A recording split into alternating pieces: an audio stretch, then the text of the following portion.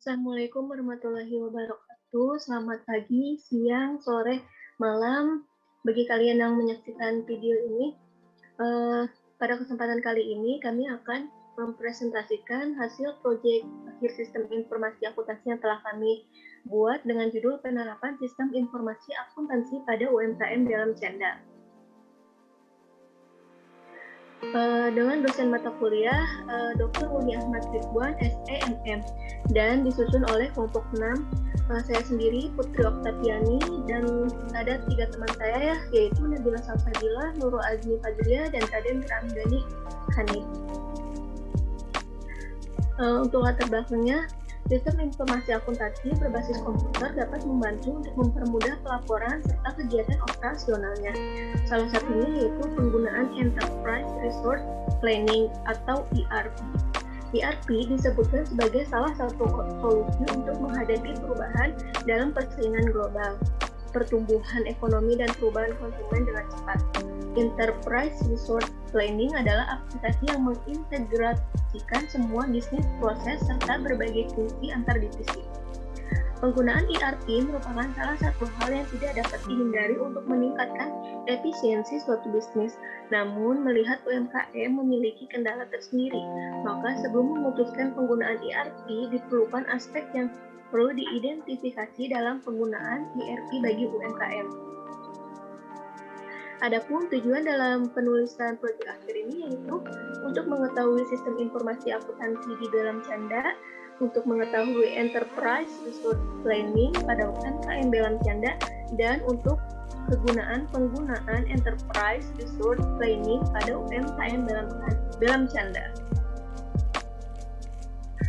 Dan ada pula manfaatnya yaitu untuk UMKM.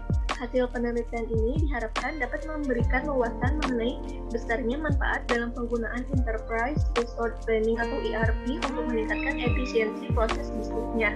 Dan bagi pembaca, penelitian ini diharapkan untuk memperoleh informasi tambahan mengenai penerapan Enterprise Resource Planning atau ERP pada UMKM.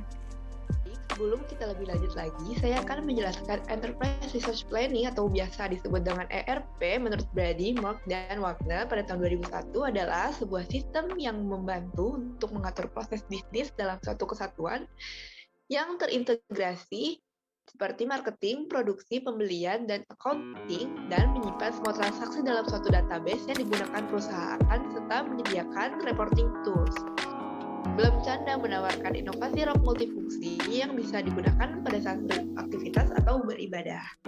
Selanjutnya, visi dari Belum Canda adalah mensyariatkan pakaian muslimah dunia serta memiliki misi mengembangkan inovasi pakaian muslimah dengan prinsip kemudahan dalam beribadah.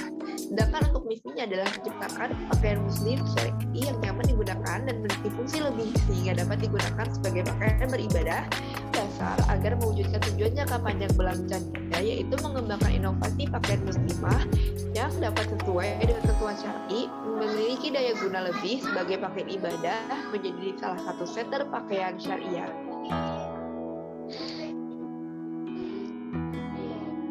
Berikut adalah branding Belum Canda, di mana Belum Canda ini memasarkan produknya pada online shop yaitu di Instagram dan juga di Shopee. Berikut juga tertera logo dari Belum Canda.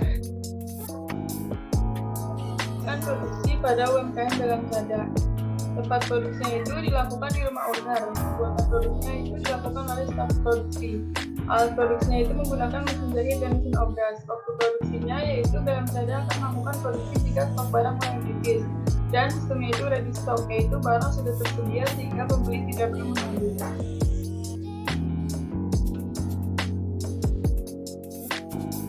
Kebijakan akuntansi UMKM dalam Canda memiliki akun persediaan yaitu bahan baku kain. Metode yang digunakan untuk mencatat persediaan adalah periodik. UMKM mencatat jumlah persediaan barang pada saat periode dengan melakukan perhitungan fisik. Metode yang digunakan untuk menilai persediaan adalah metode rata-rata, termasuk pemakaian bahan baku dan bahan baku pembantu dilakukan yang melakukan perhitungan persediaan bahan baku ditambah oleh pembelian bahan baku dikurang oleh persediaan akhir bahan baku, hasilnya itu pemakaian bahan baku. Tahap desain produksi. UMKM dalam cadar hanya melakukan desain produk pada saat memproduksi sebuah produk baru. Saat ini UMKM dalam cadar sedang merencanakan untuk membuat produk baru, yaitu 5 buah rok daily atau rok khusus main untuk wanita. Bahan baku menjadi bahan pertimbangan untuk membuat produk baru. Pemilik usaha dan tim berdiskusi terkait bahan baku yang dibutuhkan. Setelah komposisi bahan baku ditemukan, kemudian dilakukan produksi. Untuk prosedur ini, UMKM mendokumentasikannya pada logbook. Tahap perencanaan dan penjadwalan produk. Tahap ini dimulai dengan pemilik dan tim menentukan rencana dan jadwal produksi. Saat ini, rencana yang dibuat oleh pemilik dan tim yaitu memproduksi stok barang sebelum tanggal 11 November 2021. Tujuannya itu agar UMKM dapat menjual produknya ke toko online saat masa promosi dan dijual di toko online yang sedang mengadakan produksi. Rencana dan penjadwalan produksi akan didokumentasikan ke logbook, yaitu catatan dokumentasi setiap proses produksi. Catatan tersebut kemudian diarsip dan diserahkan kepada pemilik serta bagian produksi. Pemilik menginformasikan jadwal produksi kepada bagian produksi untuk menyiapkan mesin-mesin yang dibutuhkan. Sistem produksi. Pada diagram konteks sistem produksi, CEO dan tim menentukan rencana dan jadwal produksi. Lalu setelah ditentukan, tim akan membeli bahan baku. Bagian produksi akan menerima bahan baku dan melakukan produksi lalu menghasilkan barang jadi. CEO menerima laporan atas siklus produksi yang berisi laporan produksi dan laporan pemakaian bahan. Pada DFD level 0 sistem produksi, customer mengirimkan data pesanan ke sistem input data yang akan menghasilkan data transaksi, sehingga berguna bagi bagian pengerjaan pesanan dalam memenuhi pesanan. Lalu dalam DFD level 1 sistem produksi, berdasarkan data transaksi customer maka akan dibuat laporan penjualan. Pada DFD level 2, desain produk akan menghasilkan komposisi bahan dan menjadwalkan produksi. Dan penjadwalan produksi menghasilkan rencana produksi, pembelian bahan, lalu dilakukan pelaksanaan produksi yang akan dicek quality control dan menghasilkan dokumen permintaan barang atau pesanan yang akan dikirim ke pencatatan jumlah barang produksi dan menghasilkan BOP, laporan hasil produksi HPP yang akan dikirim ke CFO, dan laporan HPP, BPOP, dan hasil produksi yang akan dikirim ke direktur. Ya baik, di sini saya menjelaskan sistem pembuatan. Nah, yang pertama dari diagram konteks sistem penjualan. Yang pertama ada customer mengirimkan informasi data pembeli dan pembayaran ke sistem, lalu sistem secara otomatis akan mengirimkan ke CMO. Kedua, sistem mengirimkan bukti transaksi ke customer yang akan dilunasi oleh customer. Yang ketiga adalah CMO mengirimkan laporan penjualan ke sistem dan sistem akan mengirimkannya ke CEO. Dan yang selanjutnya ada DFD level 0 sistem penjualan.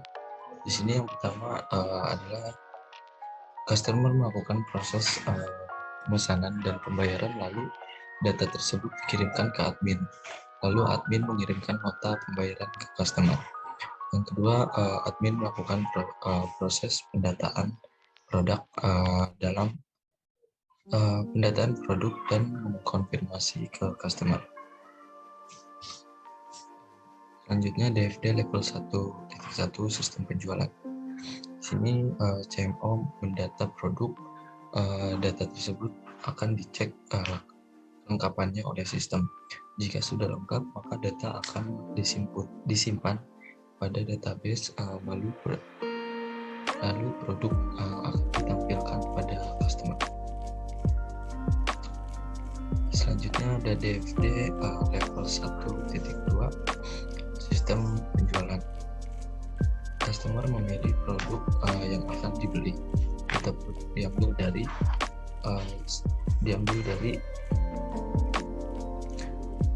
dan kedua, setelah produk dipilih, customer langsung mengisi data pemesanan dan akan disimpan pada database pemesanan. Ketiga, admin menerima laporan pemesanan, sedangkan customer akan mendapatkan pesanan. DFD level 1.3 penjualan sistem penjualan. Yang pertama, customer login menggunakan ID pemesanan dan password yang diperoleh dari database pemesanan. Lalu customer mengisi data konfirmasi pembayaran dan data tersebut akan disimpan pada database pembayaran. Yang kedua, CMO akan menerima report pembayaran dan customer akan mendapatkan nota bukti pembayaran. Yang selanjutnya, DFD level 2 sistem penjualan. CMO memasukkan data produk dan sistem akan mengecek kelengkapannya. Lalu data akan disimpan pada database produk. CMO dapat melakukan update dan delete produk. Pertama, bagian penjualan atau CEO memberikan laporan barang habis terjual dan nota transaksi penjualan ke sistem keuangan belakang canda. Kemudian, setelah sistem mengakui adanya penjualan, bagian produksi melakukan pengiriman nota transaksi, pembelian dan laporan barang menjadi sistem. Kemudian, sistem mengolah data dan berikan kepada CEO dalam bentuk laporan barang, laporan keuangan, informasi. Kemudian, sistem mengolah data dan memberikan kepada CEO dalam bentuk laporan barang, laporan keuangan, informasi pegawai, dan laporan HPP. Selanjutnya, untuk DFD level 1 sistem keuangannya, pertama pada bagian CMO atau bagian penjualan menghasilkan output nota transaksi penjualan dan laporan barang habis jual atas transaksi penjualan. Kemudian bagian produksi menghasilkan nota transaksi pembelian dan laporan barang jadi yang diinput dalam data transaksi. Kemudian data-data tersebut diproses dalam sistem hingga menghasilkan output laporan transaksi dalam proses pencatatan dan penggolongan yang dihasilkan pengikhtisaran. Di proses pembuatan laporan keuangan hingga menghasilkan laporan keuangan secara utuh dan dapat diakses oleh CEO. Kemudian ini adalah DFD level 2 dari sistem keuangan. Pertama adalah bagian keuangan atau CEO setelah memproses data, kemudian menjadi laporan pengikhtisaran dan dibuat laporan keuangan. Dari hasil pembuatan laporan keuangan menghasilkan output laporan HPP, laporan laba rugi, dan laporan gaji karyawan yang kemudian ketiganya dicetak untuk arsip pada CEO. Selanjutnya yaitu ada sistem penggajian. Dapat dilihat pada tabel berikut merupakan visual konten of tabel pada sistem penggajian.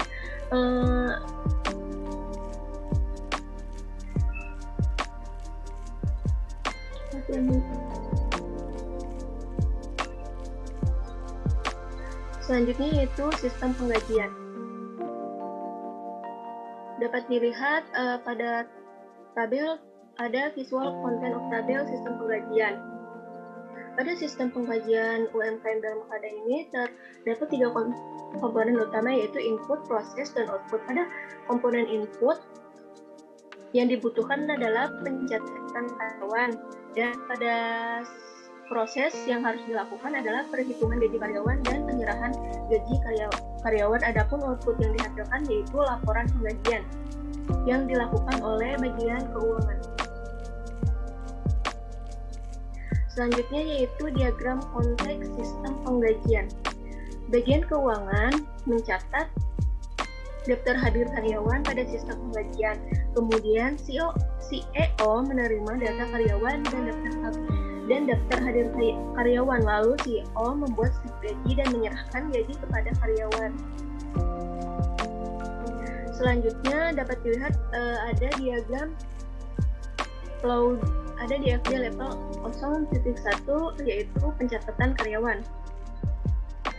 Yaitu bagian keuangan mencatat data karyawan dan daftar hadir karyawan kemudian diserahkan kepada CEO. Yang kemudian yaitu ada diagram 02 perhitungan gaji karyawan. Yaitu CEO melakukan perhitungan gaji karyawan berdasarkan data karyawan dan daftar hadir karyawan. Setelah itu dibuatkan slip gaji. Selanjutnya yaitu pada diagram 03 penyerahan gaji karyawan. CEO membuatkan slip gaji karyawan kemudian menyerahkan gaji kepada karyawan. Selanjutnya terdapat DFD level 1 sistem penggajian pada UMKM dalam canda. Bagian keuangan membuat data karyawan dan daftar hadir karyawan untuk melakukan pencatatan. Lalu catatan tersebut diserahkan kepada CEO. Kemudian CEO menyerahkan daftar gaji dan melakukan perhitungan gaji karyawan untuk dibuatkan slip gaji. Setelah itu, CEO menyerahkan gaji pada karyawan dan membuat laporan penggajian. Dan yang terakhir ini ada DFG level 2 sistem penggajian, yaitu CEO membuat laporan penggajian berdasarkan slip gaji. Saya akan menjelaskan kembali sistem pembelian. Diagram konteks sistem pembelian. Yang pertama, owner mengirimkan daftar bahan, sistem otomatis mengirimkan ke bagian produksi. Bagian produksi membeli bahan baku dan sistem mengirimkan laporan pembelian. Nah, di sini ada DFD level 0.1 sistem pembelian dan DFD level 02 sistem pembelian. Yang DFD level 01 di sini owner mengirimkan produk yang akan dibeli dan diinput dan akan menghasilkan pembelian. Dan di DFD level 0.2 ini dari hasil pembelian bahan baku akan dihasilkan laporan pembelian. Di sini owner selanjutnya DFD level 1 sistem pembelian. Di sini owner mengirimkan daftar bahan kepada bagian produksi dan nantinya bagian produksi akan mengirimkan bukti transaksi kepada owner yang nantinya akan bukti transaksi tersebut akan dikirimkan dari owner ke bagian akuntansi yang menghasilkan nanti sebuah laporan dari bagian akuntansi ke bagian ke owner. Sistem MSDM. Pada DFD konteks MSDM, owner mengirimkan desain dan barang jadi ke sistem, lalu sistem secara otomatis akan mengirimkan barang jadi ke bagian promosi dan marketing. Bagian promosi dan marketing akan mengirimkan laporan penjualan kepada sistem secara langsung, akan dikirim ke bagian akuntansi. Bagian akuntansi menerima laporan penjualan dan akan membuat laporan keuangan, lalu mengirim kembali ke sistem dan sistem akan mengirim laporan keuangan kepada owner. Pada DFD level 0, owner mengirimkan desain ke sistem input data yang akan menghasilkan barang jadi dan akan didistribusikan ke karyawan. Berdasarkan barang jadi yang sudah didistribusikan ke karyawan dan dijual, maka dihasilkan laporan. Pada DFD level 1, sistem MSDM, owner akan melakukan produksi barang, lalu menghasilkan barang jadi yang akan didistribusikan ke karyawan. Karyawan tersebut terdiri dari karyawan bagian promosi, karyawan bagian marketing, dan karyawan bagian akuntansi. Selanjutnya DFD level 2 sistem MSDM, owner melakukan produksi yang menghasilkan barang jadi dan akan dikirim ke bagian promosi, bagian marketing, dan bagian akuntansi. Bagian promosi akan membuat konten yang akan meningkatkan penjualan. Bagian marketing akan mengupload produk ke marketplace atau web yang dibuat sendiri. Bagian akuntansi akan menerima laporan penjualan dari bagian marketing, lalu akan dibuat laporan keuangan. Laporan keuangan yang dibuat oleh bagian akuntansi akan dikirim kembali kepada owner. Selanjutnya yaitu kesimpulan. Berdasarkan hasil dari penelitian, maka dapat diberikan kesimpulan sebagai berikut. Yang pertama, penerapan sistem informasi akuntansi pada UMKM dalam Canda sudah diterapkan dengan baik. Yang kedua, penerapan enterprise resource planning pada UMKM dalam Canda sudah diterapkan cukup baik dapat dilihat dari pembagian tugas dari masing-masing fungsi yang dilaksanakan sesuai dengan tanggung jawabnya. Dan yang ketiga, penggunaan enterprise resource planning pada UMKM dalam Canda sangat membantu untuk menjalankan bisnisnya sehingga kegiatan operasionalnya dapat berjalan secara efektif dan efisien. Demikian presentasi yang dapat kami sampaikan. Apabila ada kurang dan lebihnya mohon dimaafkan. Wassalamualaikum warahmatullahi wabarakatuh.